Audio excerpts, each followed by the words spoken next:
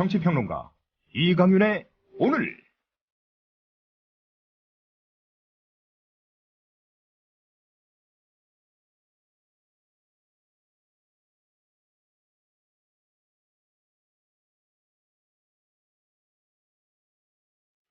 안녕하십니까? 이강윤입니다. 5월 7일 수요일 시작합니다. 지난 1979년 12.12 사태와 그 이듬해의 광주 항쟁을 무력으로 진압해서 정권을 찬탈했다가 반란범과 내란범 확정 판결을 받은 정호용 전 국방장관 등 10명이 국방부를 상대로 그간 밀린 군인연금을 돌려달라며 소송을 냈습니다. 내란죄와 반란죄 확정자에게는 연금을 주지 않는다는 군인연금법은 위헌이라며 위헌법률심판제청도 함께 신청했습니다. 지금으로부터 11년 전인 지난 2003년에도 장세동 전 안기부장 등 3명이 반란범이라고 군인연금을 안 주는 건 부당하다면서 재판을 걸었다가 졌는데 이번에 또 낸 겁니다. 2003년 당시 재판부는 반란 수괴인 전두환을 비롯해 헌정질서 파괴 반란군에 불과한 원고들이 진실로 반성한 것으로 보이지 않는다고 엄하게 꾸짖었습니다. 세월호 참사로 전 국민이 초상집 분위기인데 이렇게 뻔뻔할 수 있느냐, 또는 옛날 같으면 재산 몰수는 물론 삼족을 멸할 죄인들, 그런 얘기는 안 하겠습니다. 국정원 선거 개입 등 국기문란에 대해 확실하게 처벌하지 않으니까, 그래서 나라 기강이 흐트러질 대로 흐트러져서 이런 범죄자들이 낯 두껍게 설치는 겁니다. 광고 듣겠습니다. 몸에 좋은 흑마늘을 조합원들께 소개합니다. 대한민국 국민의 건강과 맛있고 영양 많은 식탁 문화를 만드는 자연 먹거리 마을의 대웅산 흑마늘. 방부제, 소금, 설탕도 가미하지 않은 100% 천연 발효식품. 흑마늘 가공 신지식 농업인장 강기표가 만든 대웅산 흑마늘. 조합원들께는 20% 할인해드리며 수익금의 10%는 미디어 협동조합에 기부를 합니다. 문의는 055-863-2321. 검색창에 자연 먹거리 마을을 검색하세요. 조합원 관조님 신청 광고입니다. 안녕하세요. 성주에서 30년간 참외 농사를 지은 부모님과 제가 정성 들여 키운 성주 참외를 조합원들께 소개합니다. 참외엔 면역력 증진에 좋은 폴리페놀, 노화 방지에도 좋은 항산화 물질이 있고 태아에 도움이 되는 엽산 등 많은 좋은 성분들이 있습니다. 10kg과 5kg 상품이 준비되어 있으며 조합원 여러분께는 무료 배송에 할인된 가격으로 드립니다. 문의는 010-6269-7154. 상품 가격은 다음 블로그 관조 참외를 검색해주세요. 네, 이강윤의 오늘 세월호 관련 소식에서는 지난 20일 동안, 사고 발생 후 20일 동안 구조자 숫자는 한 번도 변하지 않고 174명이었는데 오늘 갑자기 웬일인지 2명이 줄어서 구조자가 172명. 범대본에 조금 전에 공식 발표. 아직 그 구체적인 원인 이런 것들은 소상히 파악되지는 않았습니다. 일단은 전해드리고요. 제주 해경이 골프 치다가 이 참사 와중에도 골프 치다가 적발이 돼서 직위 해제를 당했다. 그런 얘기 있고. 검찰이 최동욱 전 검찰총장의 혼외 자식이 사실상 확인됐다. 이러면서 청와대는 무리한 뒷조사를 한 게 아니다. 그래서 기소하지 않기로 했다는 소식들 묶어서 함께 전해드릴 거고요. 진짜 인터뷰 시간에는 새정치민주연합의 신경민 최고위원 연결하겠습니다. 세월호 참사 국면에서의 제1야당의 역할, 그리고 대통령과 청와대의 자세, 수습하는 업무 자세, 이런 것들 어떻게 보고 있는지, 그리고 6.4 지방선거 얘기도 조금 나눠보겠고요. 말씀하시고 싶은 거나 질문 있으면 연희 때처럼 올려주십시오. 최대한 반영하겠습니다.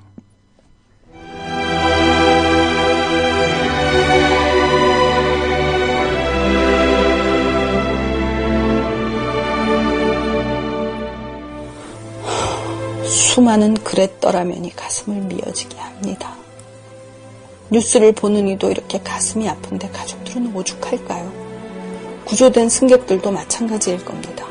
어쩌면 평생 가슴에 묻고 끊임없이 왜 그때 그걸 못했느냐고 눈물 속에 되물을 겁니다.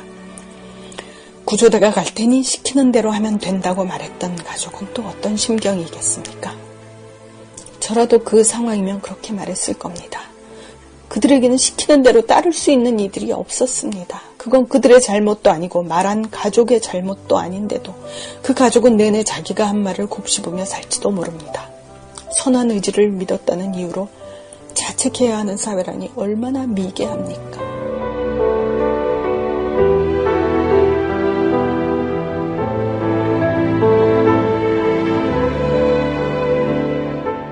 국민라디오 소아숙 3분 칼럼의 일부분입니다. 미디어 협동조합 전 임직원은 세월호 참사 피해자와 그 가족에게 깊은 위로를 전합니다.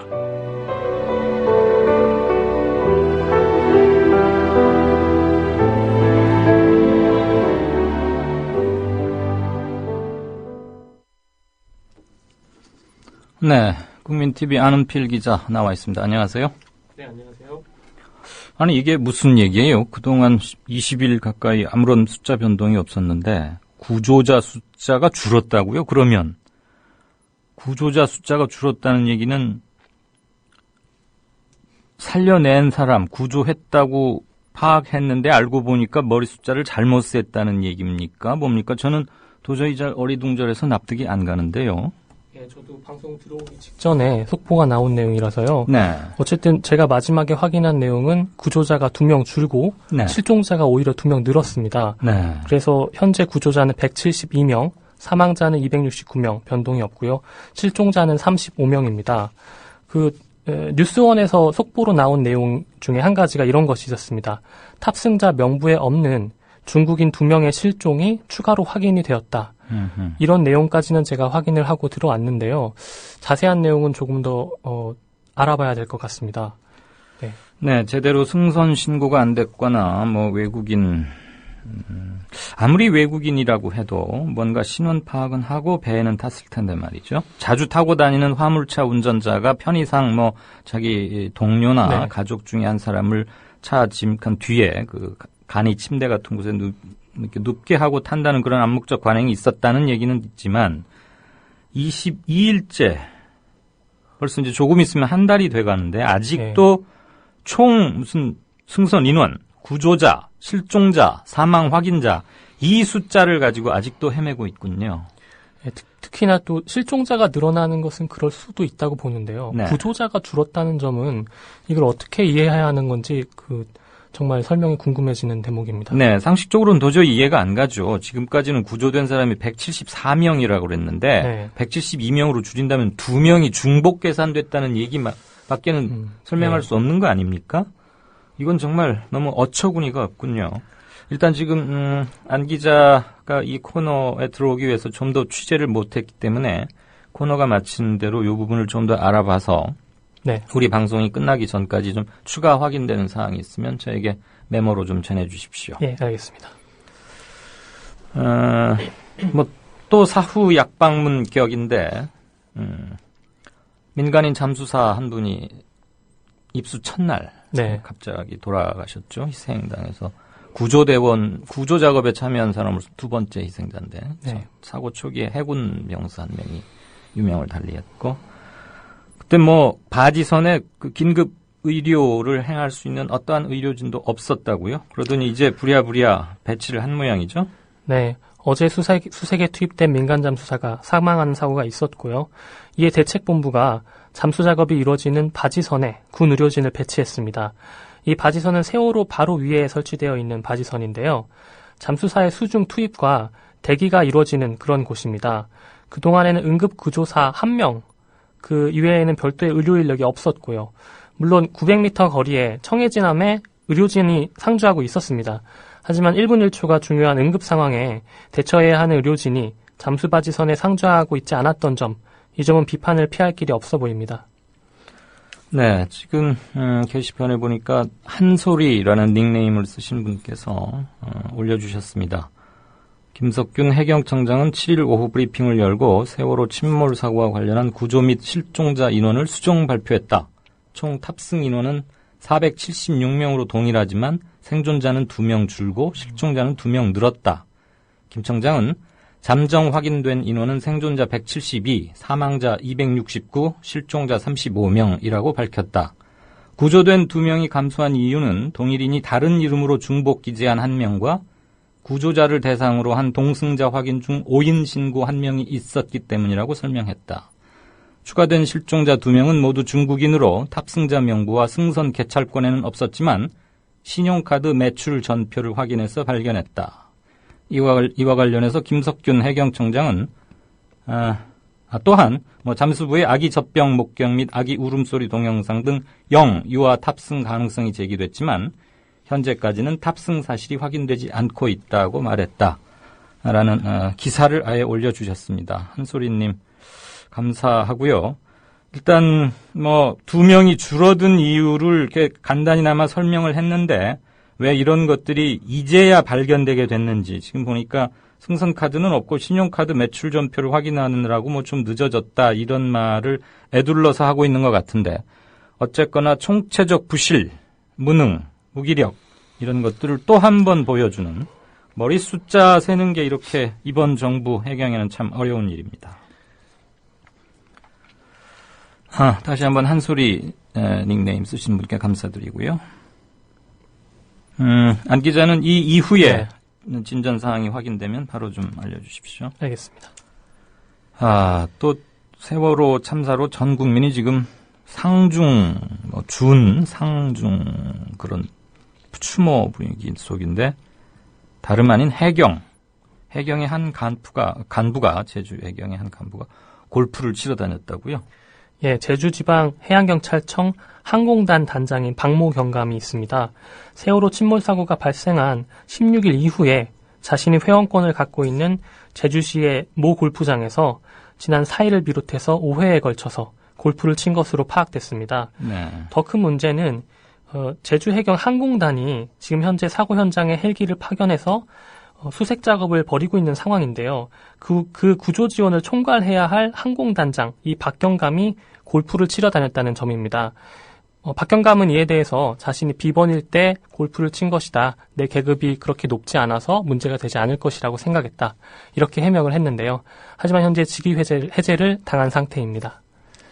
네, 지위 고하를 떠나서 해경이 지금 가장 큰 숙제를 부여안고 있고 국민들이 지탄하는 거면 자기 관할 범위가 아니더라도 이런 경거망동 참 한심합니다. 그 직위 해제라는 게 얼핏 들으면 무슨 엄한 징계 같지만 실은 잠시 대기 발령 정도인 거거든요. 예, 징계라고 볼 수가 없죠. 네, 언제라도 다시 업무에 복귀하고 하는 거니까 특히 경찰이 직위 해제 이런 것들을 많이 해서 마치 무엇은 조치를 취한 양 이렇게 하는데 이거는 눈 감고 또는 손바닥으로 하늘 가리는 격입니다. 해경, 정신만 썩어 빠진 게 아니고 많이 고쳐야 되겠군요. 세월호가 지난 1년 동안 과적 운항으로 얻은 수익이 한 30억 원 가까이 된다면서요? 예, 세월호는 지난해 3월에 취항했는데요. 총 139회나 과적 운항을 한 것으로 확인됐습니다. 전체 운항의 절반이 넘는 횟수이고요. 합수부는 어제 세월호가 승인받은 최대 적재량은 1077.53톤인데 이를 모두 화물로 채웠을 경우에는 운송료가 대략 2,600만 원 정도라고 밝혔습니다. 하지만 사고 전날인 지난달 15일 받은 운송료는 6,200만 원이었던 것으로 조사됐습니다. 합수부는 또 세월호가 최대 7천만 원의 운송료를 받았고 그동안 상습적으로 과적 운항을 해서 총 29억 6천만 원을 벌어들였다고 전했습니다. 한 수사본부 관계자는 인천에서 제주로 갈 때는 거의 대부분 과적 운항을 했다고 보면 된다라고 말하기도 했습니다. 네, 지금 이게 왕복 이거를 다 합산한 거여서 그렇고 인천에서 제주로 갈 때는 거의 매번 짐을 다 싣고 갔다. 네. 네, 그러니까 실은 인천에서 제주로 갈 때는 화물선 성격이 더 강했던 거군요. 물론 승객도 태웠겠지만 주로 수입도 이 화물 부분에서 발생을 시켰다는 얘기고. 네. 작년 3월 첫 취항한 이후에 지금 그러니까 1년 1개월 되는 건데 139회 과적.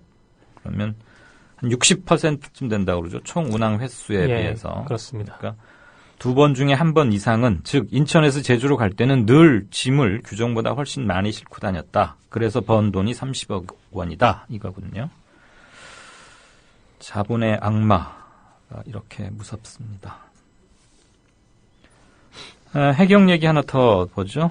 세월호 사고 직후에 해경이 정부에 제출한 상황 보고서가 공개됐는데 구조 작업은 부풀리고 실종자 상황은 축소하거나 심지어 생략까지 했다고요? 예, 청와대와 정부가 침몰 사고 초기에 상황의 심각성을 오판하고 빠르게 대응하지 못한 원인 중에 하나로 해경의 부실 보고가 꼽히고 있습니다. 네. 새정치민주연합 김현 의원이 어제 공개한 상황 보고서를 보면요. 해경은 16일, 사고 당일인 16일 오전 9시 30분에 청와대, 총리실, 안행부, 해수부 등에 상황 보고를 했습니다. 당시는 이미 세월호의 선체가 45도 이상으로 기운 그런 위급한 상황이었는데요. 해경은 세월호가 침몰 위험이 있다고 신고가 들어왔다라고만 보고를 했습니다. 두 번째 보고서, 오전 10시 23분에 있었던 두 번째 보고서는 더 심각합니다.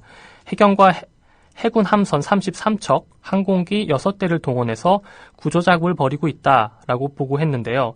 실제 현장에는 구조정 1척과 헬기 2대만 있었습니다. 오전 11시 25분에 보낸 세 번째 보고서에는 현재 총 구조 현황 162명 구조 완료라고 밑줄까지 그어놓고요. 하지만 300명이 넘는 승객이 아직도 선체에 갇혀 있다라는 실종자에 대한 내용은 없었습니다. 아예 없었단 말입니까? 예, 그렇습니다. 실종자가 300명 이상이다라는 것을 그럼 대통령이 오후 5시 넘어서야 알게 됐다는 새정치민주연합의 김영환 의원의 주장이 맞는 거군요. 그렇다고 볼 수 있습니다. 네. 네. 이게 구조 성과만 강조하고 신속한 현장 대응이 필요한 실종자 상황이 누락된 점은 정말 이거는 어떻게 생각해야 할지 참 말이 안 나올 지경입니다. 예, 지금 말이 안 되는 게 한두 가지가 아니어서 말이죠. 네. 문제는 사고 발생 22일째인데도 제대로 정리가 안 되고 있고 가름말을 못하고 있다. 아직도 허둥지둥 우왕좌왕 위에만 쳐다보고 있다. 우리나라 공무원들의 실상 정확히 보여주고 있습니다. 절망하지 않을 수가 없군요. 그리고 하필 이 타이밍에 검찰이 왜 이런 얘기를 발표했는지, 이러니까 정치검찰 이런 오해를 받을 수도 있거든요. 옛말에 오이밭을 지나다가는 신발끈 고쳐 매지 말라 그런 얘기도 있는데 어쨌거나 한때 굉장히 큰 국민적 관심사였죠. 네. 검찰이 발표를 했으니까 전하지 않을 수가 없는데 최동욱 전 검찰총장의 혼외 아들, 우리는 그러니까 검찰은 거의 100% 맞다고 본다. 지금 이 얘기잖아요. 예, 말을 좀 애매하게 했는데요. 네. 서울중앙지검은 오늘 최 전 총장의 혼외자 의혹이 진실하거나 진실하다고 보는 것이 상당하다라고 밝혔습니다. 하지만 검찰은 친자 관계는 유전자 검사에 의하지 않고는 100% 확실한 결론을 내릴 수가 없다라고 단서를 달았는데요. 검찰은 최 전 총장이 중요한 대목마다 아버지로 표기되거나 아버지로 처신을 해왔고 임씨, 그러니까 최군의 어머니인 임씨도 최 전 총장을 최군의 아버지로 대하는 행동을 해왔다면서 간접 사실과 경험칙에 의해 판단할 수 있다라고 말했습니다. 검찰은 최군의 어머니 임모 씨의 산부인과 진료 기록, 최군의 초등학교 학적부, 또 지난해 작성된 최군의 유학신청 서류 등을 근거로 들었는데요. 이 서류들에는 남편 또는 아버지 항목에 최동욱 또는 검사라고 기재된 것으로 조사됐습니다. 듣고 보니까 그동안 단편적으로 다 나왔던 것들 그냥 묶어서 발표한 것 같아요. 네. 검찰 수사 발표라고 하기에는 새로운 똑 떨어지는 증거는 없어 보이는데 왜 하필 이때 발표했는지 혹시 아세요? 그 부분에 대해서는 의심은 할 수 있지만, 예. 예. 최모 군의 어머니, 네. 임모 여인의 병원 기록, 이런 거 뒤져본 것은 명백한 개인정보 침해인데, 네. 지금 청와대 보건복지수석실을 통해서 건강보험공단에 알아봤다는 거 아닙니까? 네, 맞습니다. 그런데 이런 사람들 지금 전혀 처벌 안 하겠다는 거죠? 예, 검찰은 청와대 민정수석실, 교육문화수석실, 고용복지수석실이 공공기관 전산망을 통해서 최 전 총장의 뒷조사를 했다. 이런 의혹에 대해서 정당한 감찰활동이라고 불기소 처분했습니다. 하지만 지난해 6월 11일에 최근에 가족관계 등록부를 직접 조회한 서울 서초구청의 조희재 행정지원국장, 그리고 이를 부탁했던 조호용 전 청와대 총무비서관실 행정관, 또 송모 국정원 정보관, 이들에 대해서는 개인정보법 위반 등의 혐의로 불구속 기소했습니다. 그런데 청와대는 사실 지난해 12월 5일에 조 전 행정관의 행위에 대해서 시인을 했습니다. 하지만 이것을 개인적인 일탈행위다라고 말을 하면서 조 전 행정관을 직위해제시킨 바가 있는데요. 결국 검찰이 청와대의 의중을 살펴서 수사 결과를 발표했다. 이런 비판을 피하기 힘들어 보입니다. 네, 아무리 들어봐도 여지껏 나온 것과는 전혀 다른 새로운 얘기는 하나도 없습니다. 네. 그런데 이 타이밍을 골라서 발표한 이유, 아마 청취자 여러분들께서 충분히 헤아리시리라 믿겠습니다. 네, 지금까지 국민라디오 아는필 기자였습니다. 네, 고맙습니다. 수고하셨습니다.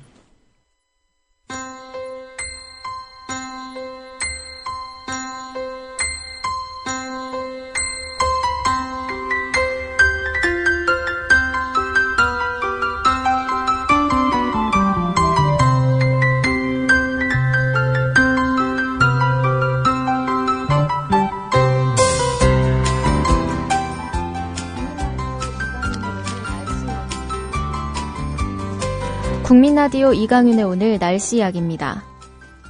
진도해역은 오늘부터 사흘 동안 소조기에 접어들면서 유속이 느려지겠습니다. 다만 오후부터 구름이 많아지면서 바람은 점차 강해져 초속 7에서 12m까지 다소 강하게 불고 있습니다. 내일 오전에는 흐리고 한때 5에서 10mm 정도의 비가 내리겠지만 오후부터는 점차 맑아지겠습니다. 그 밖에 대부분 지방은 대체로 맑고 따뜻한 날씨가 이어지고 있습니다. 한낮 기온 서울 22도, 광주 24도, 대구 26도 등 어제보다 2도에서 3도 정도 높았습니다. 하지만 일교차가 많게는 20도 안팎으로 크게 벌어지고 있으니 건강관리에 유의하시기 바랍니다. 오늘 밤 늦게부터는 중부지방에 비가 내리기 시작해 내일 새벽에는 전국적으로 비가 내리겠습니다. 비는 5에서 10mm 정도로 약하게 내리다가 내일 아침에 대부분 그치겠습니다. 이번 주 토요일에는 호남과 제주도부터 비가 시작되겠고요. 일요일과 월요일에는 전국에 비가 올 것으로 전망됩니다. 지금까지 변현주였습니다.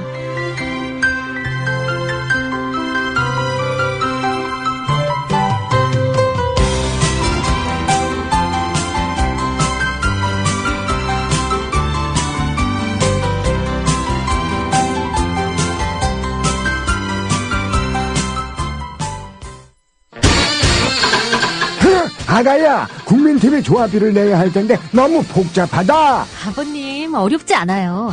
전화 한 통이면 되거든요. 아니, 전화로도 매달 알아서 자동이체가 된다고? 그럼요. 월요일부터 금요일 오전 9시부터 오후 6시까지 서울전화 3144-7737 또는 3144-0933 미디어협동조합 사무국으로 연락하시면 돼요. 아니, 아무것도 묻지도 따지지도 않고 전화로 해도 신청이 되는 거구나. 인터넷을 통해서 가입하시면 365일 24시간 가능한데요. 전화로 하셔도 됩니다. 사무국 요원들이 친절하게 응대해드리겠습니다. 월요일부터 금요일까지 오전 9시부터 오후 6시까지 서울 전화 3144-7737 또는 3144-0933으로 연락주세요.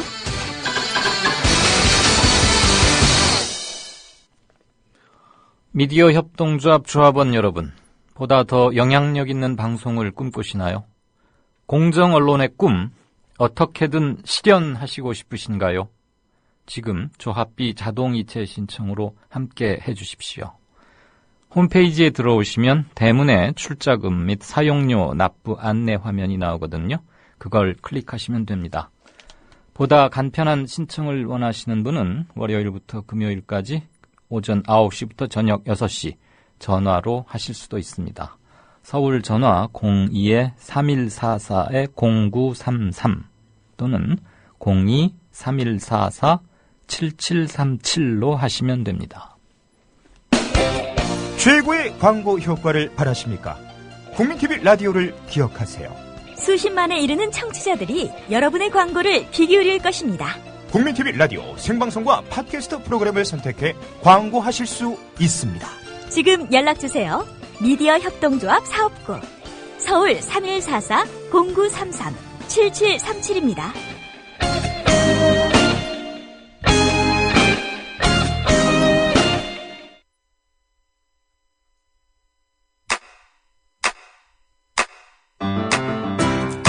국민 라디오 지지하는 4가지 방법 아시나요?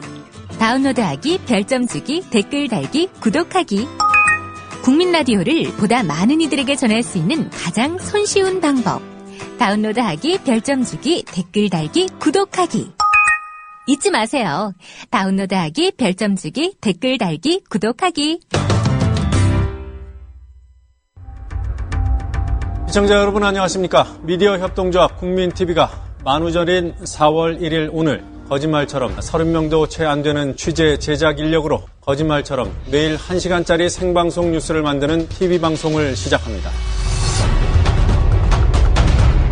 서울중앙지방검찰청에 중계카메라 나가 있습니다. 박보아 PD. 국민TV 뉴스 유지연입니다. 국민TV 뉴스 김희주입니다. 국민TV 뉴스 김진입니다. 국민TV의 첫 TV 프로그램은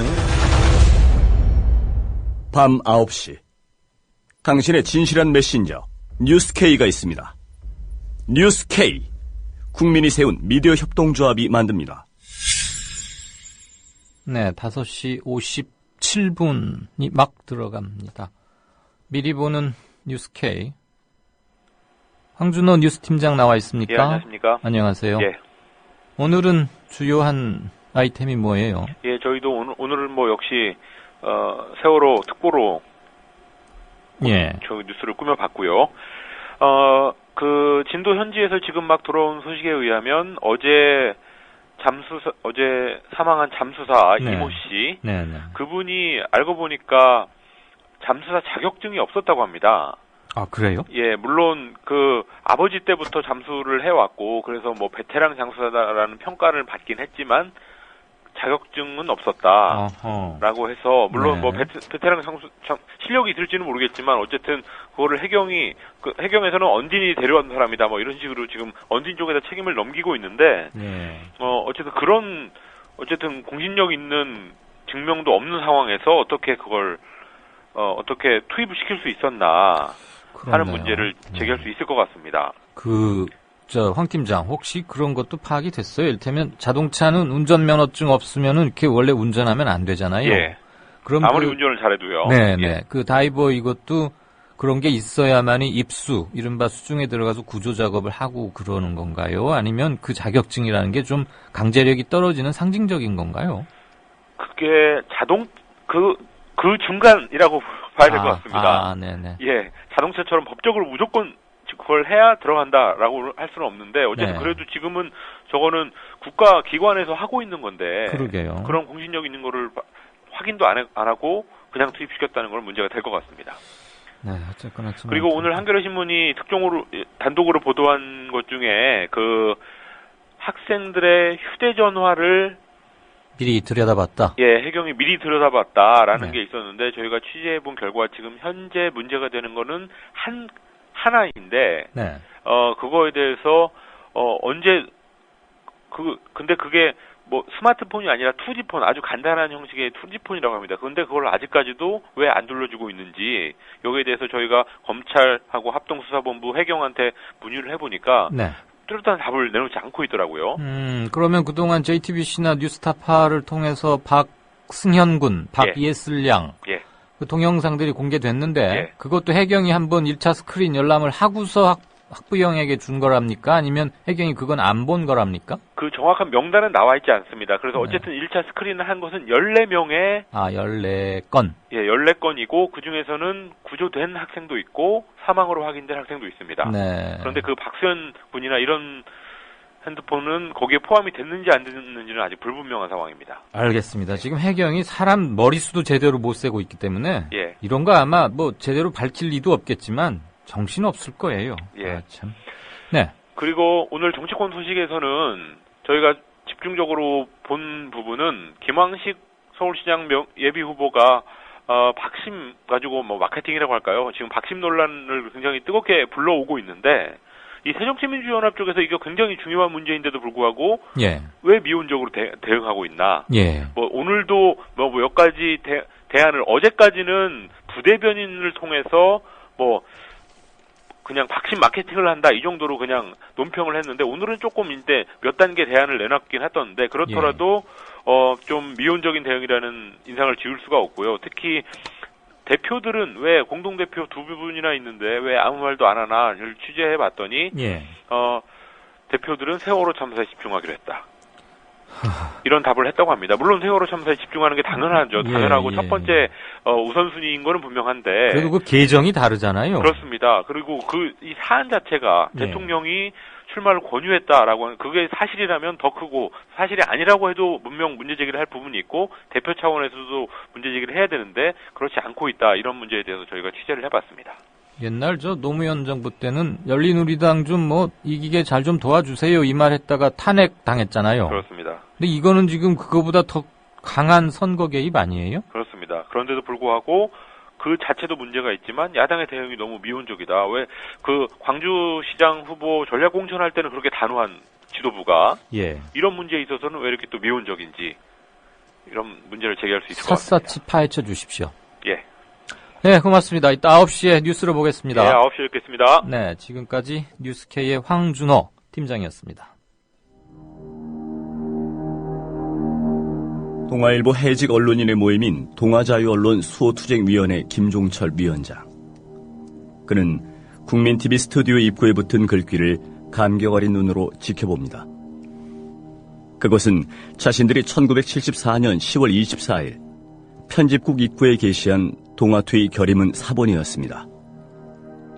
저기 스튜디오에 사진을 걸어놓은 거 보니까 저희 113명이 해직 당할 때 그것이 부당하다고 항의하시다가 자진 사퇴하신 송건호 선생님, 중앙정보부에서 받은 고문 때문에 파킨슨씨 병으로 몇 해 전에 돌아가셨고. 왜 국민TV는 40년 전 동아투의 결의문을 입구에 붙였을까요?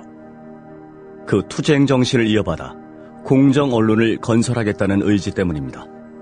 이것이 어디 미디어 협동조합 몇몇 임직원만의 숙제이겠습니까? 죽은 언론인의 사회에 역사를 살아가는 모든 시민에게 던져진 사명일 것입니다.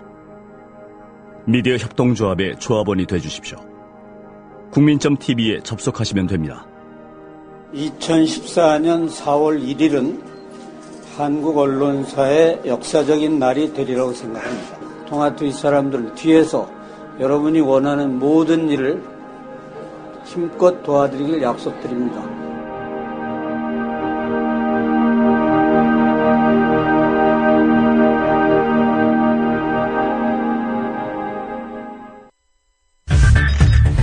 이강윤의 오늘, 이제는 정가 산책으로 함께합니다. 정치권 동향, 생생하게 풀어드릴 분은요. 네, 한국일보 양정대 기자. 네, 안녕하세요. 안녕하세요. 네네. 지난 어린이날 휴일인데도 고맙습니다. 제가 너무 주저리 정리 안 된 얘기를 말씀드려서 죄송할 뿐입니다. 아닙니다. 그 여론조사 보니까 네네. 세월호 참사 이게 지방선거에 상당한 많은 영향을 미칠 거다. 이거 그 세월호 영향권 아래에서 치러지는 선거 아니겠어요? 예, 그렇다고 봐야 될 것 같습니다. 네. 지금 이번 연휴 전후로 해서 지금 각종 여론조사 결과가 쏟아져 나왔는데요. 개별 여론조사 결과들은 청취자분들께서도 다들 접해 보셨을 테니까 좀 요지만 말씀드리면 이 가장 격전지라고 할 수 있고 정치적 상징성도 굉장히 큰 곳이 바로 서울시장 선거일 텐데요. 새정치민주연합 속인 박원순 시장과 이 새누리당 정몽준 의원 간의 격차가 오차범위 내로 좁혀졌다가 다시 이게 10%포인트 안팎으로 지금 다시 벌어진 상태입니다. 예. 아무래도 세월호 참사와 관련해서 정몽준 의원의 막내 아들, 이 국민 미개 발언, 그리고 전반적으로 지금 정부 여당에 대한 불신과 분노 이런 것들이 반영이 됐다고 봐야 되겠죠. 예. 경기지사 선거 같은 경우는 남경필 의원, 새누리당 소속 남경필 의원이 압도적인 격차로 앞서 나가던 분위기가 한풀 꺾였습니다. 네. 어느 정도나 차이가 난대요, 지금. 근데 야권이 후보가 딱 정해지지가 않아서. 네, 그렇죠. 지금 여론조사 결과 나온 거 보면, 이건 역시 20%포인트 안팎까지 벌어졌던 게 10%에서 15%포인트 정도로 지금 다소 좁혀지는 추세고요. 아하. 말씀하신 대로 지금 야당 후보가 이번 주 이제 돌아오는 일요일 날, 11일 날 선출이 되지 않습니까? 예. 이 선출이 되고 나면 이 1대1 대결 구도가 보다 더 명확해지면 그 격차 좀 더 좁혀질 가능성이 높다는 게 지금 대체적인 여론조사 전문가들의 분석입니다. 예. 이제 눈여겨볼 대목이 이 인천 지역인데요. 네. 인천은 지금 새누리당 후보 중에서 뭐 유력한 게 이제 유정복 의원, 직전 안전행정부 장관이었죠. 세월호 참사와 관련해서 실제 지금 나타나는 수치만 놓고 보면 그다지 큰 타격은 없어 보입니다. 여당 후보가 말이죠. 그렇죠. 더군다나 그 안전행정부 장관을 세월호 직전까지 했는데. 그랬었죠. 그러니까 이 박근혜 정부의 국정 과제 중에 가장 핵심적인 위치에 있는 것 중에 하나인 안전 문제와 관련해서 이 초대 장관으로서 사실 제 역할을 거의 못했다. 이렇게 보는 게 맞을 텐데 지금 수치상으로는 이 송영길 현 인천시장과 큰 차이가 지금 없는 여전히 박빙 승부로 나타나는데요. 네. 이걸 두고 몇 가지 해석들이 나오고 있습니다. 예. 일단 새정치민주연합 쪽에서는 조금 우려스러운 목소리를 내는 그런 분석 중에요. 이런 게 있습니다. 지금 인천시 같은 경우는 재정 파탄 문제가 사실 어제 오늘 일이 아니잖아요. 그렇죠. 지난 4년 전에도 그것 때문에 안상수 그랬죠. 후보가 큰 곤욕을 치렀죠, 아마. 예. 사실상 송영길 시장이 이 문제 때문에 당선이 됐고 이 문제 때문에 낙선할 수도 있다. 뭐 이런 얘기가 나올 정도였는데 네. 최근 들어서 새정치민주연합 사람 오늘 만나서 얘기를 들어봤더니 이렇게 얘기를 합니다. 인천에서 사실 시민들 상당수가 이미 재정 파탄 문제는 돌이킬 수 없는 문제고 그러니 차라리 이 힘 있는 여당 후보가 돼서 인천시에 재정에 조금이라도 도움이 될 수 있어야 되는 것 아니냐 이런 분위기가 꽤 있다. 그래서 좀 어려운 선거가 될 것 같다. 이렇게 얘기를 하더라고요. 그래요. 그런데 또 반면에 제가 오늘 만나보지도 않았고요. 이 청와대 관계자는 지난주에 잠깐 통화를 했었는데 이 청와대 관계자나 그 새누리당의 친박계 핵심 당직자들 얘기를 들어보면요. 정반대 얘기입니다. 이게 여론조사에서 지금 잡히지가 않는데 네. 그런데 인천 쉽지 않을 것 같다. 이런 얘기를 합니다. 예. 그러니까 결국은 이 인천시장 선거는 오히려 좀 오리무중이 된 상태다. 여야 모두 서로 좀 되게 부담을 가진 선거가 되고 있는 것 같다. 이런 분위기고요. 오히려 지금 청와대나 뭐 새누리당 당직자들, 이 고위 관계자들 얘기는 이 박근혜 대통령을 지킬 곳이 경기도 하나뿐이다. 경기마저 넘어가면 절대 안 되는데 라고 우려하는 목소리가 굉장히 많습니다. 수도권 세 곳을 다 놓치면 그건 실질적인 의미의 정권에 대한 탄핵. 그렇죠. 아주 준엄한 심판이라고 봐야겠죠. 예. 그나저나 말이에요. 그 인천에 저 새누리당이 두 분이 나왔죠. 유정복 전 장관, 안상수 전 시장. 네. 상당히 팽팽한 모양이던데 누가 될 것 같아요? 일단 뭐 내부에서 얘기 나오는 거는 이 유정복 전 장관이 의외로 지금 인천 바닥 당심을 제대로 못 잡고 있다 이런 얘기들이 꽤 많이 나옵니다. 뭐 일각에서는 뭐 우스갯소리로 이 세월호 참사 이후에 지금 분위기가 워낙 안 좋으니 이 유정복 전 장관 쪽에서 당내 경선에 별로 이렇게 열심히 안 하는 것 같다 뭐 이런 얘기까지 나올 정도거든요. 네. 그러니까 이제 이게 뭐 뚜껑을 열어봐야 알 것 같다는 건데 그런데 대체적으로는 유정복 전 장관이 당내 경선 승리 가능성이 좀 높다 이런 쪽에 좀 더 무게가 실리는 것 같습니다. 아무래도 대통령 후광 뭐 이런 것 여당에서는 무시하기 힘들겠죠. 그렇죠. 제가 그걸 왜 우리 양 기자한테 물어봤냐면요. 네. 제가 무슨 뭐 텔레비전에서 이 지방선거 주요 후보들 이렇게 초대해다가 네네. 제가 진행하는 무슨 프로그램이 하나 있는데요. 거기서 안상수 시장을 아주 최근에 한 3, 4일 전에 한번 했어요. 그랬는데 본인은 물론 뭐 정치인들은 항상 자기가 된다고 하고 개표 마지막 표 깔 때까지도 자기가 될 거라는 생각에 사로잡혀 있는 게 정치인들이긴 하지만 그렇죠. 네. 유정복 장관보다 자기가 유리할 수밖에 없는 이유를 뭐 이렇게 쭉 설명하더라고요. 예. 들어보니까 솔깃하기도 하고 그럴 수도 있겠다 싶기도 한데 안상수 전 시장의 요지는 이겁니다. 박심 마케팅 그렇게 전국적으로 봐라. 대구고 어디서고 다 실패했다. 별로 안 먹힌다. 더군다나 세월호 사태 이후 참사 이후로 박근혜 대통령에 대한 인기가 적어져서 떨어져서 크게 기댈 거 못 된다. 이렇게 보고 있던데 양 기자가 보시기에는 그 말 어떻게 들려요? 그게 사실 상식적으로 보면 예. 굉장히 맞는 얘기죠. 당연히 맞는 얘기인데 제가 그제도 말씀을 한번 드렸습니다만은 이 김황식 전 총리 서울시장 경선에서 지금 박심 마케팅 수준을 넘어서 박심팔이하고 있다 이런 비아냥까지 들으면서도 네. 이 박근혜 대통령 계속 팔고 있는 게 다 이유가 있지 않겠습니까? 예. 제가 볼 때 안상수 전 시장이 그런 말씀을 하신 게 뭐 논리적으로는 맞는데요. 예. 대구 같은 경우가 이제 이 박심이 실렸다라고 평가되던 이 두 명의 친박계 핵심 의원들이 다 떨어지고 권영진 전 의원이 이제 시장 후보에 당선이 됐는데 네. 그거는 이 권영진 전 의원에 대한 대구 시민들의 일정한 기대감 그리고 서울시 정무부시장을 통해서 보여줬던 뭐랄까요 좀 그 나름의 정치력 이런 것들을 평가한 거라는 점에서 보면 예. 안상수 전 시장이 권영진 전 의원과 같은 이 박심을 넘어설 수 있다고 자신하기 쉽지는 않을 거다. 이렇게 봐야 될 것 같습니다. 근데 아무튼 그 새누리당은 당내에서 이런 거 보면 잘 상식이 안 들어맞는 경우가 많아서 그래서 양 기자한테 한번 물어봤어요. 그 새누리당이 말이에요. 세월호 네네. 참사 때문에 뭐 이렇게 한참 힘들고 지금 정부 청와대가 힘들어 있는데 그리고 뭐 서울시장 놓고도 뭐 박심 뭐 좌시하지 않겠다 뭐 법으로 문제될 거 없다 막 이러고 점입 가경이잖아요. 네, 그렇죠. 근데 네. 그 제1야당인 새정치민주연합 이따가 저 신경민 최고위원 전화 연결해서 또 물어보긴 할 건데 네네. 이런 기회를 잘 활용을 못하는 것 같아요. 되게 뭐 속된 말로 밥상을 이렇게 좀 차려줘도 잘 못 먹는 뭐 이런 소리들 많이 하던데 어떻게 보세요? 뭐 말씀하신 대로 이 정말로 밥상 차려서 아픈 적이 아주 수차례 있었지 않습니까? 그래서 뭐 굳이 좀 제가 우스갯소리를 말씀을 드리면 예. 차려준 밥상 없는 게 예. 이게 습관이 된 거 아닌가 싶을 정도인데요. 엎어버린다고요? 아니면 먹는다고요? 없는 거죠. 예? 엎어버리는 거죠. 잘 안 들려서. 예. 참 그런 게 습관이 되다니.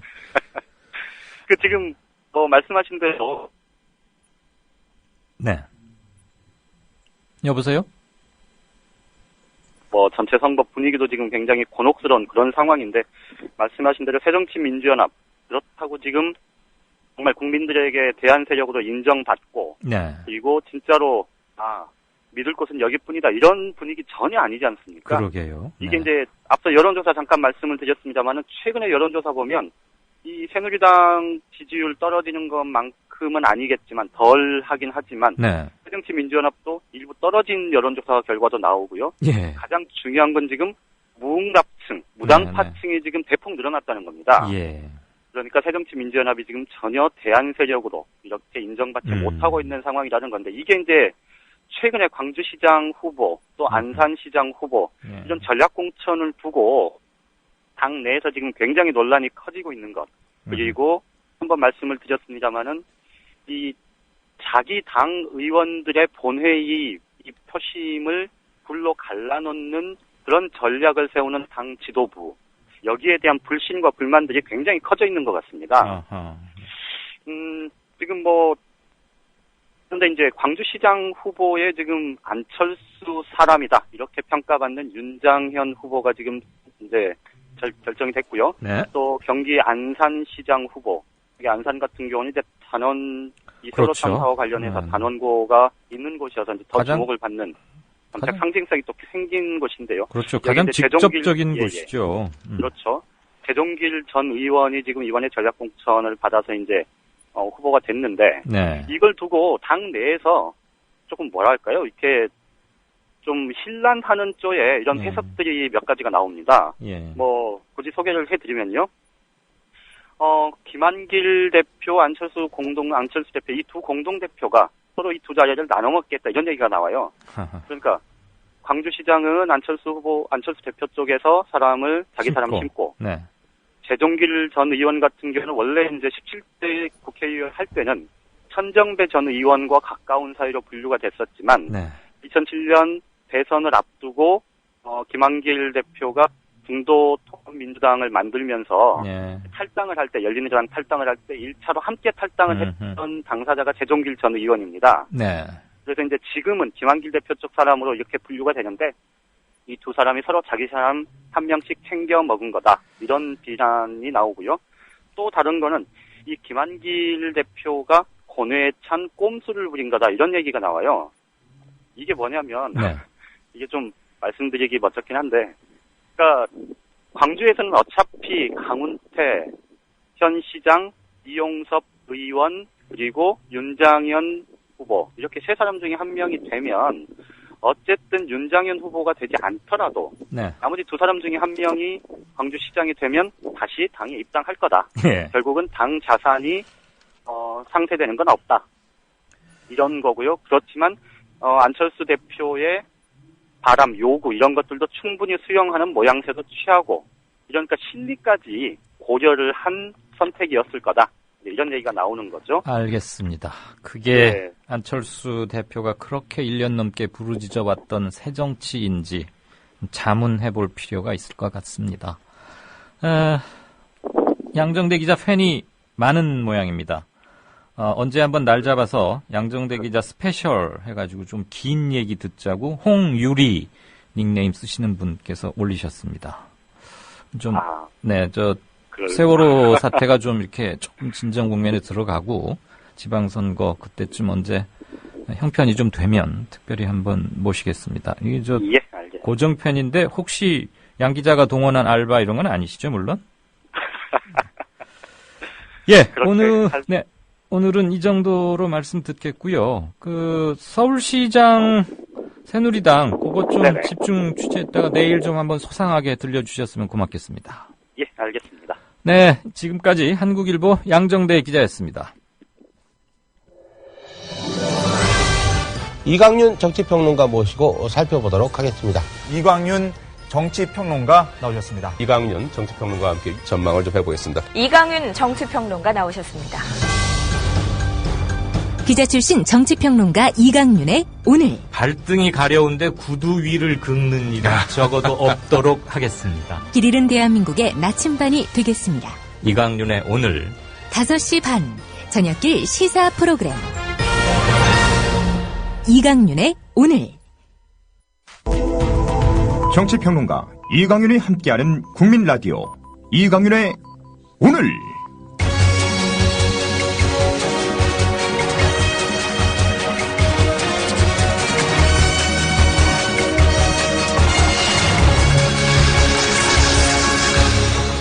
이광윤의 예리한 시각.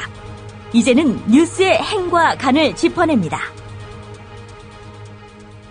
네, 저와 함께 오늘 뉴스나 칼럼 몇 개 골라서 같이 생각해보는 시간이죠. 뉴스 행과 간. 조금 전에 양정대 기자하고 통화할 때 한 1초, 2초쯤 이렇게 전화가 잠시 뭐라고 하죠? 들리지 않는, 죽었다고 해야 되나? 그런 상황이 생겨서 들으시기에 좀 사나우셨을 것 같습니다. 통화 품질이 그렇게 SK 세계적이라는데 이런 때 보면 잘 그러지 않는 것 같아요. 그리고 아까 양정대 스페셜 한번 만들어 보십사라고 말씀하셨던 홍유리님, 혹시라도 오해 마시고요.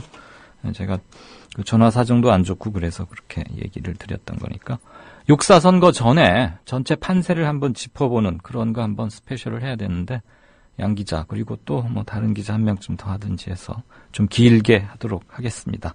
세월호 사태가 조금 어쨌거나 모두 다 엄마 아빠 가족 품으로 돌아온 이후에 시신이라도 그렇게 돼야 한 고비를 넘어가는 게 아닌가 싶고 그런 상황을 좀 면밀히 보겠습니다.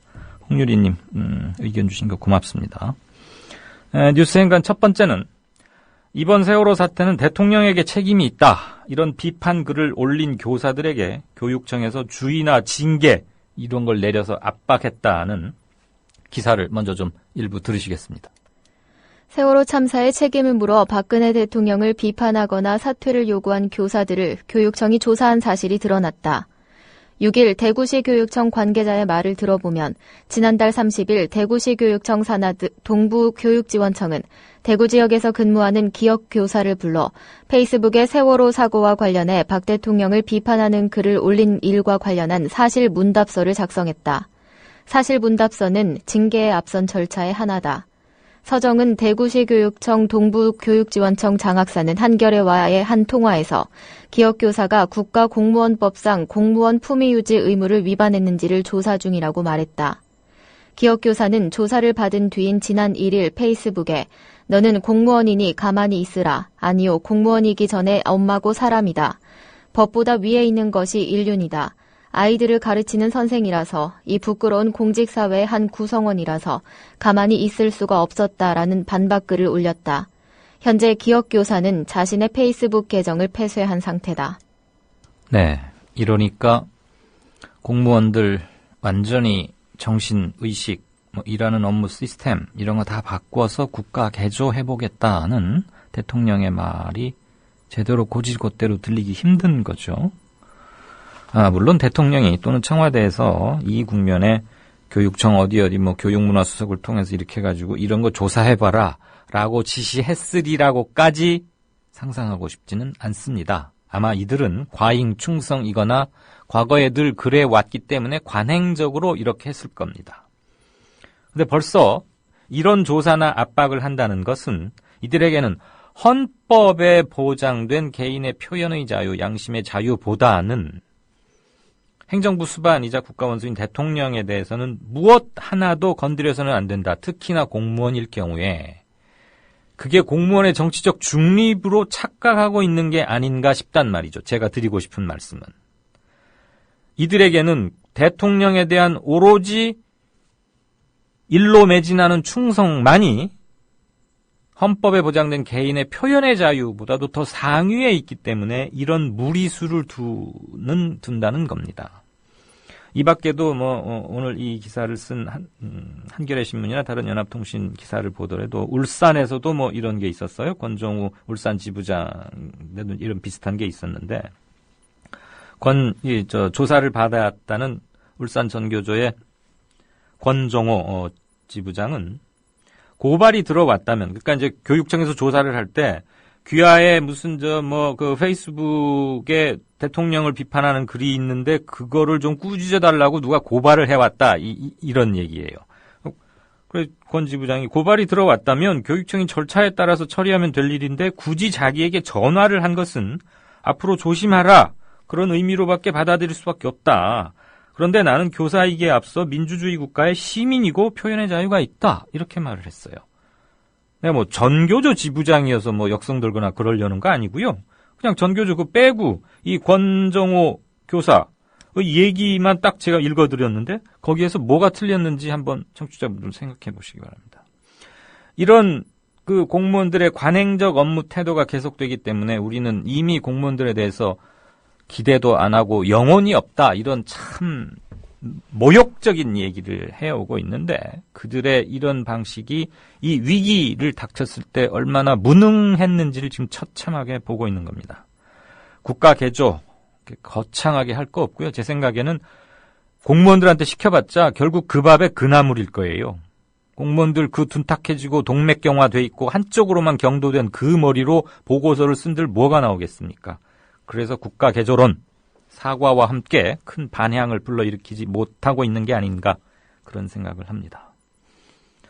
두 번째 행간은 아까 잠깐 뉴스K 황 팀장하고도 얘기했습니다만은 해경이 구조한 구조 과정에서 수색 과정에서 학생들의 휴대전화를 입수해가지고 메모리 카드를 마음대로 먼저 봤다는 기사인데 기사 일부를 먼저 들으시겠습니다.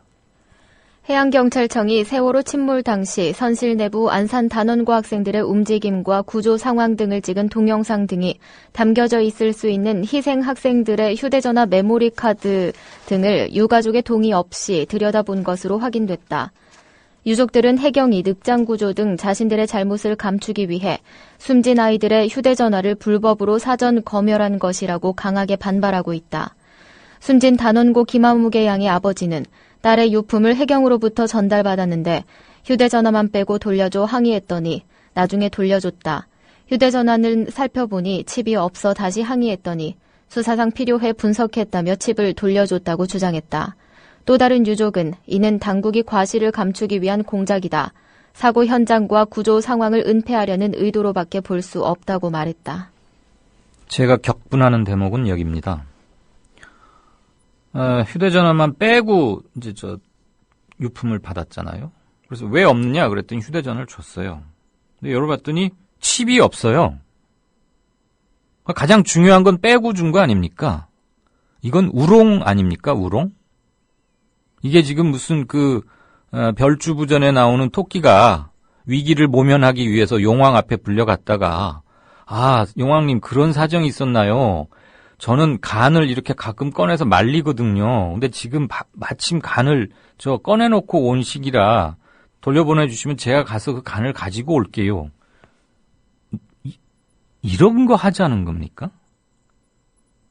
그래서 항의를 했더니 칩을 돌려준 거죠. 처음에는 항의 안 하면 줄 마음이 없었죠. 이렇게 우선 해경이 그것을 압류하고 있거나 돌려주지 않은 것 자체가 불법 행위인데 사람을 얼마나 우습게 봤으면 유심 칩이 없으면 그건 휴대전화로 시키는 가장 중요한 데이터 칩이나 메모리 카드는 빼고 주었다가 항의를 하니까 다시 돌려줬다?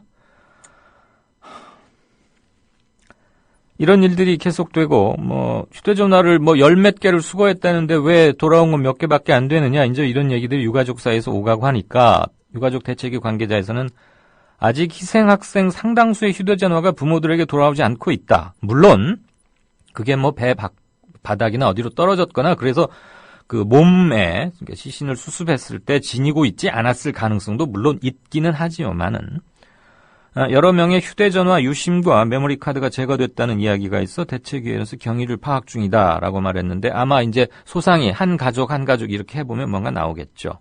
이 건과 관련해서 김칠준 변호사가 굉장히 중요한 말을 했습니다. 그 코멘트를 끝으로 다음 항목으로 넘어가겠습니다.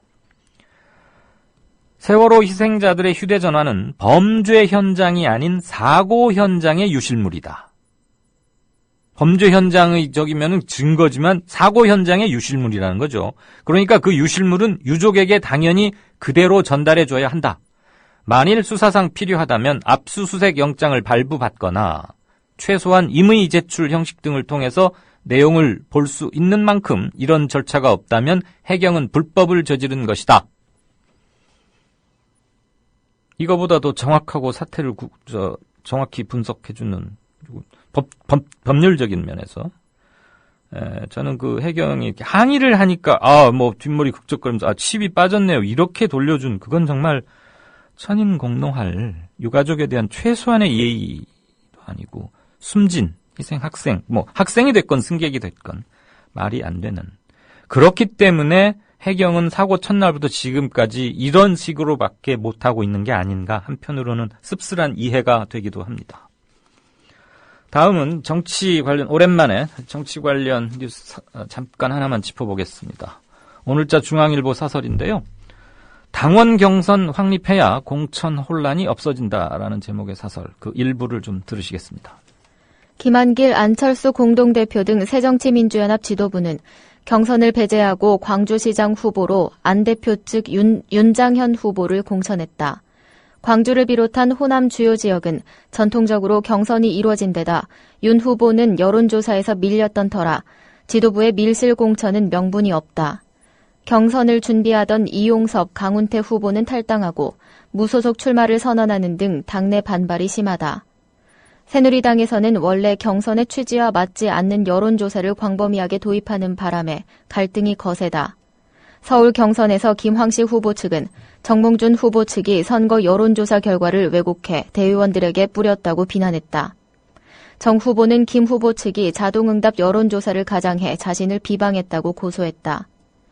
포항 경선에서는 박병훈 예비후보 측이 착신 전환 여론조사 왜곡에 관여했다며 중앙당이 최양식 시장을 공천자로 내정했다.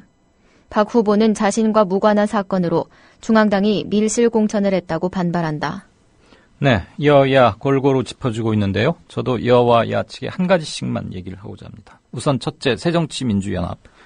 광주시장.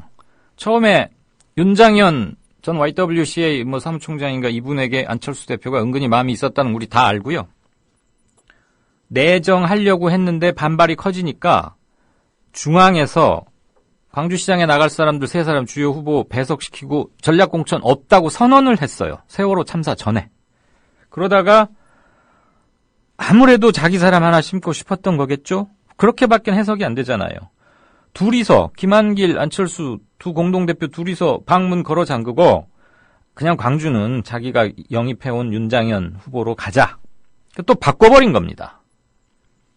그러면서 내세운 말이 광주의 박원순을 만들어보자. 말은 좋아요. 광주의 박원순. 제가 윤장현 이 후보, 예비 후보를 흠잡거나 그의 인격을 폄하하자는 얘기 절대 아니고요. 개인적으로 잘 알지도 못해요.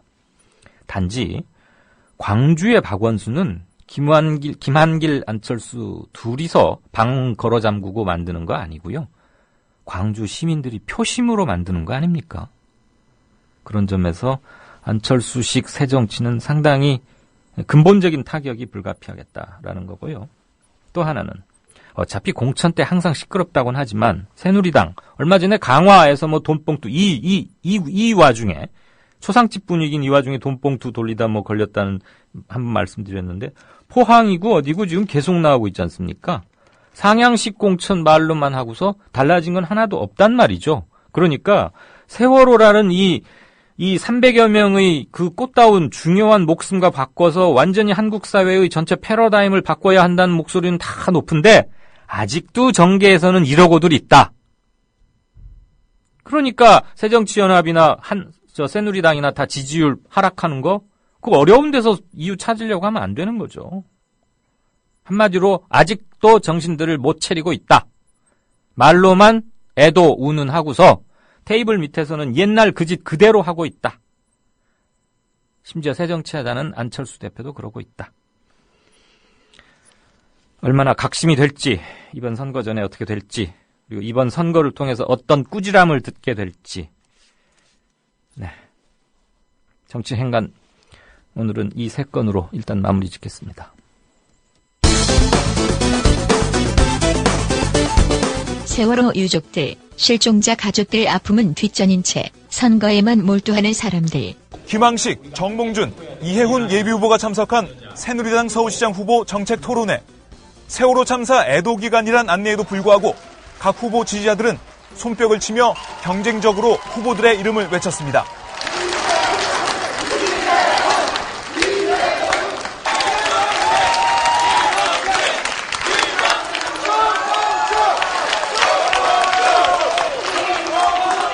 이제는 수사 의뢰까지 하시는 마당. 정몽준 후보의 불법 경선 홍보물과 관련 당 공천관리위원회가 공직 후보자 추천관리 규칙의 위반 사실을 묵과한 것은 경선의 공정성을 부정하는 심각한 문제입니다. 김항식 후보 선거사무소는 정몽준 후보의 불법 선거 홍보물에 대해 공직선거법 96조 1항 선거 여론조사 결과를 왜곡하여 공표 보도하는 행위 금지 위반 혐의로 응당의 법적 조치를 취할 것입니다. ARS 여론조사를 가장해서 저를 비방하는 많은 전화가 유권자 분들에게 걸려오고 있습니다. 저를 도와주는 많은 분들도 받았고요. 이러한 행위를 통해 이익을 얻으려고 하는 사람은 범죄 행위에 대한 엄중한 정치적, 사법적 책임을 받아야 할 것입니다. 검찰과 선관위는 현재도 진행되고 있는 이 악랄한 범죄 행위를 즉각 중단케 할 것과 엄정한 수사로 그 배후를 꼭 밝혀주실 것을 강력하게 촉구합니다. 대통령 탄핵을 부를 수 있는 멘트에 많은 사람들은 묻습니다. 왜 당신이 경쟁력 있고 많은 사람들이 권유를 하느냐? 저는 박근혜 대통령께서도 저의 출마를 권유하신 것으로 알고 있습니다. 서울시장을 검찰총장으로 착각하셨나? 사법처리 운운까지. 용산 국제업무지구 이거 망친 사람이 감사원 사무총장 출신 현재 김황식 후보의 정책특보, 그 사람 제가 시장이 되면 사법 처리하겠습니다. 제가 무슨 표지를 천번을 찢었다, 허위사실 유포로 제가 심각하게 고려하겠습니다. 사법 처리. 겸손인지 진실 토로인지 끝내 자기가 못났다 실토하는데, 제 자신도 공직을 오래 지낸 사람으로서, 그리고 또 정치를 하겠다고 나선 사람으로서 세월호 그 선장과 같은 사람은 아닌지 참으로 반성을 해봅니다. 나를 포함해 우리 모두는 이런 세월호 참사를 일으킨 그 사람들보다 더 어리석고 더 나쁜 사람이 아닌지 걱정이 됩니다. 오마이뉴스 오마이TV 보도에서 발췌했습니다.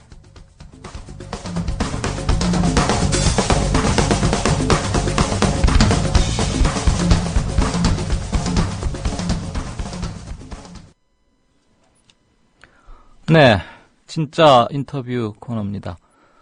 예고해드린 대로 새정치민주연합의 신경민 최고위원 모시고 최근 세월호 사태 그리고 지방선거 얘기 나눠보겠습니다.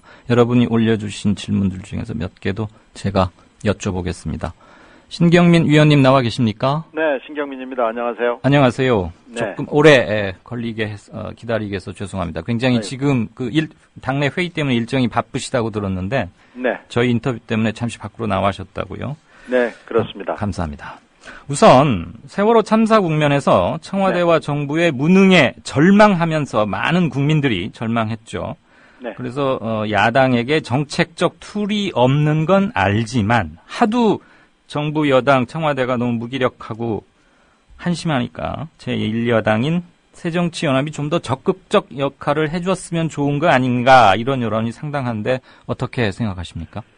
일정 부분 동의합니다. 세월호 참사라고 말씀하셨는데 제가 전적으로 그 이름 명명에 동의하고요. 네. 이 참사는 당시에 4월 16일 날의 사고와 구조 미숙으로 인한 사건으로 두 가지로 나눠볼 수 있고요. 네.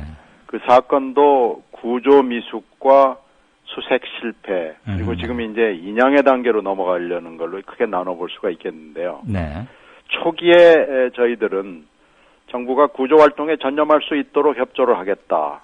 그리고 정쟁을 한다는 모습을 보이지 않겠다라는 방침을 정했었습니다. 그리고 저는 그 방침은 맞다고 생각합니다. 예. 그러나 점점 시간이 갈수록 구조 현장 내지는 수색에서의 무질서와 혼란, 그리고 이상한 거래들이 드러나면서 또 수색이 점점 후반으로 진행이 되면서 국민들의 느끼는 절망감에 대해서 야당이 반응을 했어야 된다고 생각합니다. 예. 그러니까 지금 수색이 이제 상당 부분 진행이 돼서 물론 아직도 30여 분이 못 나오고 계시지만 가족과 네. 식구의 그 시신을 찾지 못한 상황이죠. 네. 그런 단계 이 정도 오기 전까지 네. 야당은 훨씬 더 적극적인 자세를 취해야 됐고 네. 이 유가족들이 길거리에 나와서 특검과 국정조사를 요구하기 전에 훨씬 더 적극적으로 나갔어야 이번에 침몰된 안전에 대해서 야당이 뭔가 역할을 할 수 있었다라고 생각이 되는데요. 네. 지금 야당 입장에서는 국민 감정에 반발짝 뒤를 따라가겠다라고 안전한 것만 택한 거 아니냐. 이것을 정쟁으로 몰릴까 봐서 너무 운전을 한 거죠. 예. 그러나 이 세월호 참사는 너무나 국민들을 실망을 넘어서 절망과 이 나라가 부끄러움을 넘어서서 나라를 떠나고 싶다는 예. 기초가 안 돼 있는 나라라는 이런 심정을 안겨준 사건인 만큼 참사인 만큼 야당이 국민들의 반발짝 내지는 한 발짝 더 앞서가야 됐던 거 아닌가라고 네. 생각합니다. 네, 그 반발짝 한 발짝 그 부분에 아주 상징적으로 잘 해주신 것 같아서 마침 저도 그걸 여쭙고자 했는데 그 정치라는 것은 제가 정치를 왕성하게 하고 계시는 분 앞에서 공자 앞에 문자 쓰는 것 같아서 죄송하긴 하지만 정치란 타이밍 반, 국민 정서와 여론을 잘 살피는 것 반 아니겠습니까? 근데 그런 점에서는 타이밍과 정서를 좀 조금 실기했다 이런 생각이 드는데 지금 단원고 희생자 유가족 모임에서 특검을 요구했습니다. 네, 그렇죠. 특검은 결국 정치권에서 풀어나가야 할 숙제 아니겠습니까? 물론입니다. 지금 뭐 법률은 돼 있지만 한 번도 우리가 특검을 그 법률에 의해서 해본 적이 없고요. 네. 저희들은 작년에 민주가 파괴되는 상황에서 민주주의의 문제, 국정원의 문제를 특검 1호 법안으로 생각을 하고 있었습니다만은 예. 이제는 약간의 상황 변화에 따라서 이 관련 이 참사가 특검의 1호가 돼야 되지 않느냐라고 좀 생각을 바꿨고요. 예. 이 국민의 한과 이 억울함을 풀어줘야 되는 조치가 반드시 진행돼야 된다고 봅니다. 네. 지금 그러나 이 여당이 하는 것, 또 청와대가 하는 것을 보고 있으면은 이 사고 대응의 매뉴얼은 없지만 예. 정치적 위기 대응 매뉴얼은 있다라는 느낌이 듭니다. 네. 지난번에 작년에 제가 국정원 사건에 관여를 하면서 느꼈던 어떤 절망감, 실망감이 이번에도 되풀이되지 않을까라고 제가 걱정이 됩니다만은 예. 특검을 해야 되고요. 근데 특검보다 사실 더 중요한 문제는 네. 실제 우리가 100년의 대계를 세우기 위해서는 철저한 조사가 반드시 수반돼야 되고 네. 더 깊숙하고 장기적으로 돼야 되는 겁니다. 네. 그래서 이 조사를 위해서는 이것을 정부에 다시 맡겨놓는다는 것은 일단은 어불성설이고요. 그렇죠. 이것을 국회가 개입을 하고 네. 시민사회와 전문가들이 모두 동원이 된 국정조사 차원의 청문회가 반드시 깊숙하게 돼야 되는 것이 수사와 함께 내지는 수사보다 앞서서 진행이 돼야 된다고 저는 봅니다. 특검 이전에 국회가 주도하는 중립적 의원 조사가 우선 네. 선행되어야 한다. 네, 이것이 선행 내지는 병행되지 않으면요. 네. 수사만 가지고는 전체를 다 볼 수가 없고요. 법적 네. 책임 문제 물론 중요하지만 예. 법적 책임보다도 이 엄청난 사태, 이 참사를 막기 위해서는 조사가 훨씬 더 깊숙하게 돼야 된다고 저는 보고 있습니다. 알겠습니다. 그런데 새누리당이 과반 의석 넘는 거 핑계로 미적대거나 좀 온도차 그냥 뜨뜻미지근하게 하거나 좀 미온적이면 어떻게 압박할 수 있을까요? 지금 그런 우려가 좀 있죠. 내일 여야가 원내대표를 선출을 합니다. 지금 여당은 이미 원내대표가 사실상 확정이 된 거나 마찬가지거든요. 네, 이완구. 단독 예. 후보니까요. 네. 이완구 대표가 원내대표가 되는 건데 지금 이완구 대표가 이제 내일 어떤 일성을 낼지를 지켜봐야 되겠습니다만은 예. 만약에요. 새누리당이나 아니면 정부가 검찰 수사를 지켜보자랄지 예. 지금은 조용히 구조에 전념을 할 때다랄지 예.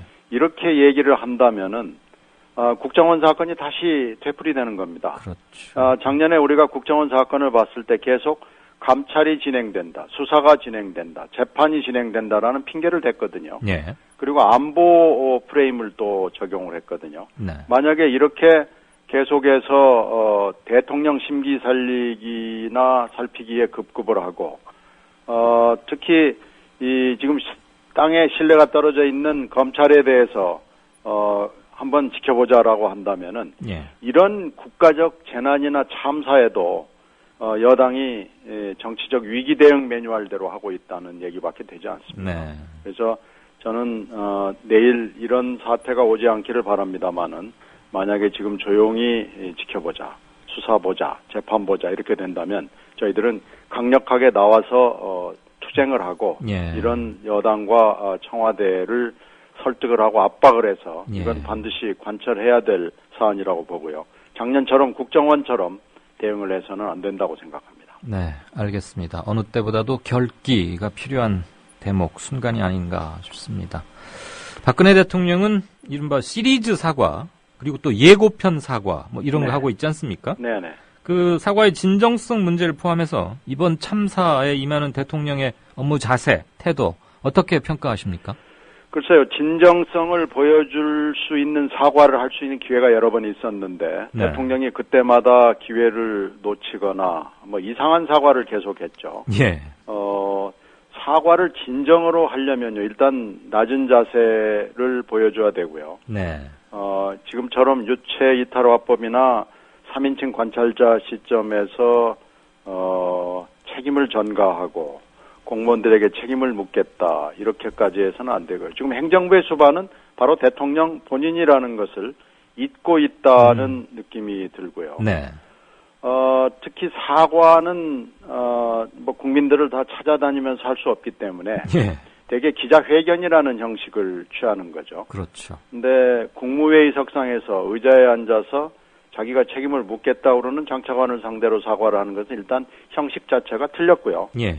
그리고 언론이라는 것이 국민을 대리하는 겁니다. 그래서 언론인들이 자유롭게 그리고 시간 제한을 두지 않고 대통령을 상대로 물어볼 수 있는 분위기와 여건에서 기자회견을 하고 사과를 하는 것이 맞을 겁니다. 예. 그런데 그런 진정성을 보여주지 않았기 때문에 지금 여러 번 사과를 벌써 했죠. 예. 그리고 대통령이 처음으로 석가 탄신일 법요식까지 간 거 아니겠습니까? 네. 이런 사과는요. 10번, 20번 해도 진정성을 국민들이 믿어주지 않을 걸로 판단이 돼서 예.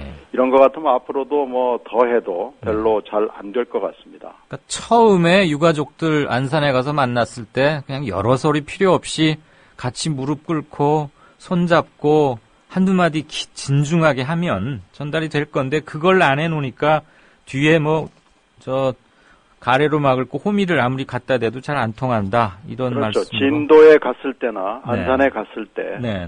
격식을 허물어뜨리고 예. 낮은 자세로 손을 잡고 예. 껴안고 울었어야 그게 진정한 그렇죠. 사과의 시작이라고 생각이 됩니다. 아무래도 대통령은 자신이 왜 책임을 져야 하고 왜 사과를 해야 하는지 아직도 정확히 잘 모르고 있는 게 아닌가 그런 생각까지 가끔 듭니다. 글쎄요. 그건 잘 모르겠습니다만 예.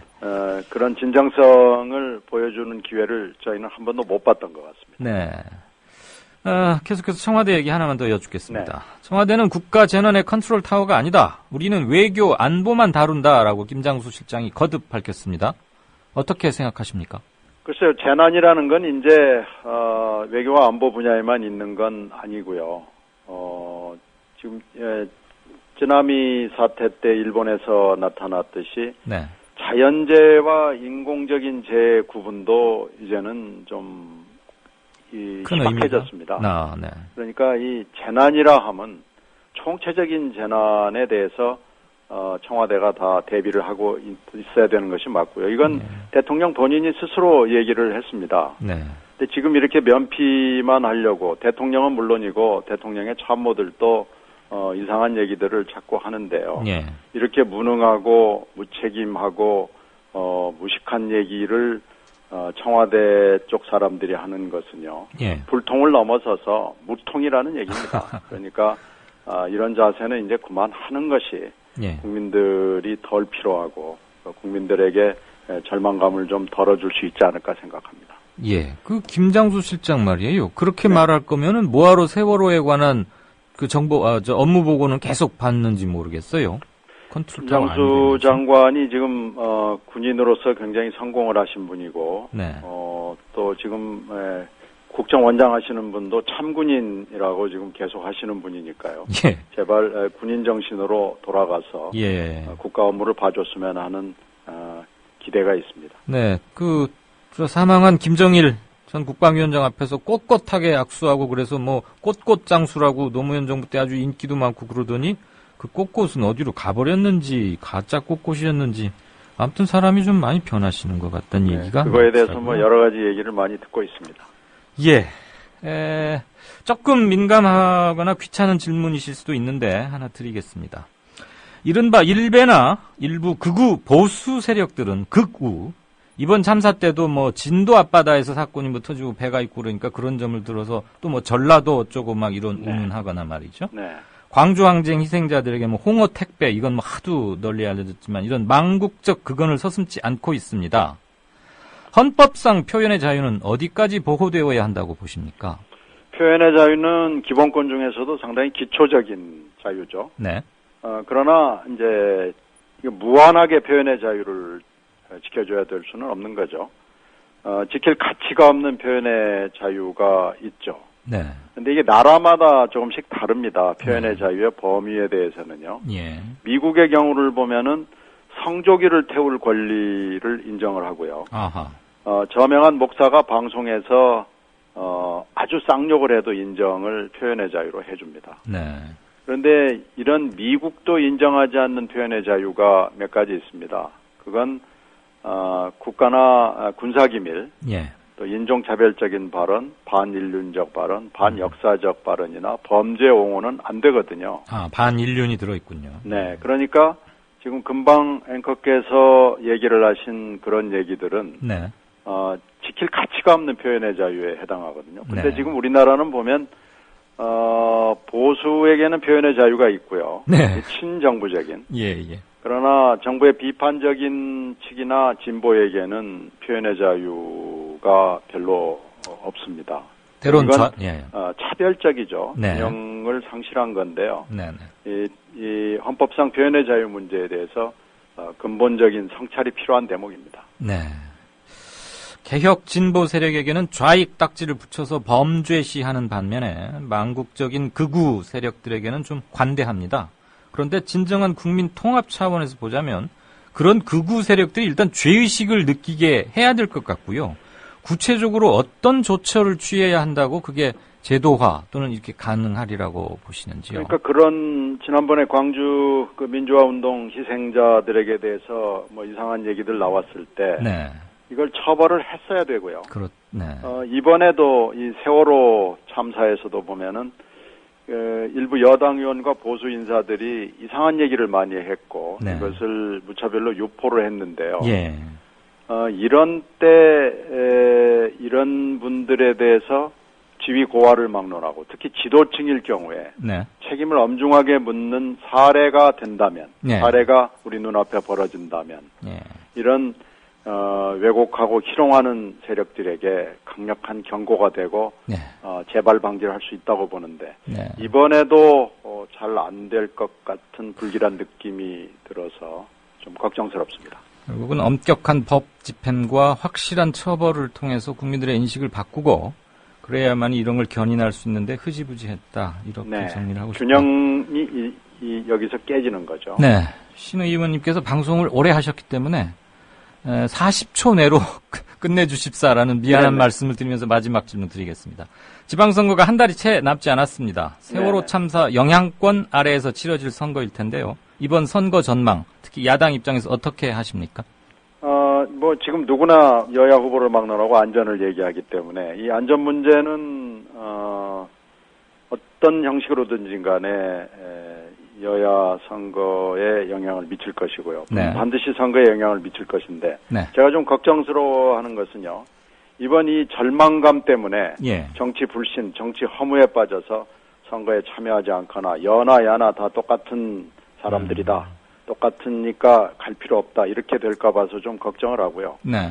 지금 야당이 공천 작업에 늦게 들어가서 현재도 공천을 하고 있기 때문에 아직도 공천 중입니다. 예. 그래서 공천이 일단은 영향을 미칠 것이고요. 네.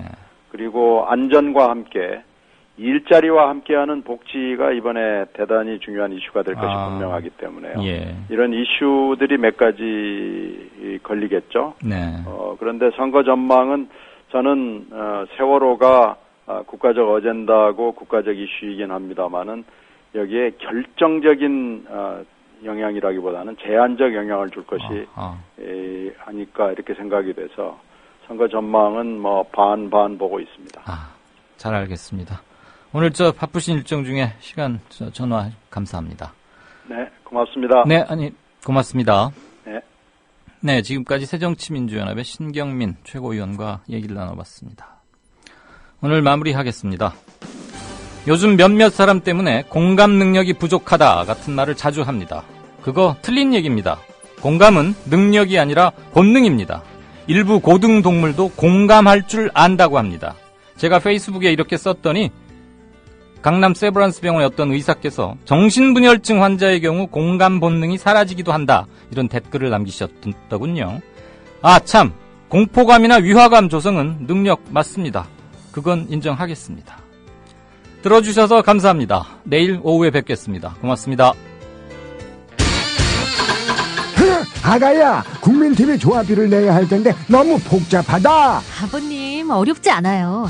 전화 한 통이면 되거든요. 아니, 전화로도 매달 알아서 자동이체가 된다고? 그럼요. 월요일부터 금요일 오전 9시부터 오후 6시까지 서울전화 3144-7737 또는 3144-0933 미디어 협동조합 사무국으로 연락하시면 돼요.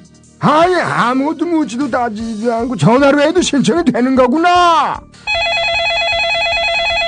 인터넷을 통해서 가입하시면 365일 24시간 가능한데요. 전화로 하셔도 됩니다. 사무국 요원들이 친절하게 응대해드리겠습니다. 월요일부터 금요일까지 오전 9시부터 오후 6시까지 서울 전화 3144-7737 또는 3144-0933으로 연락주세요.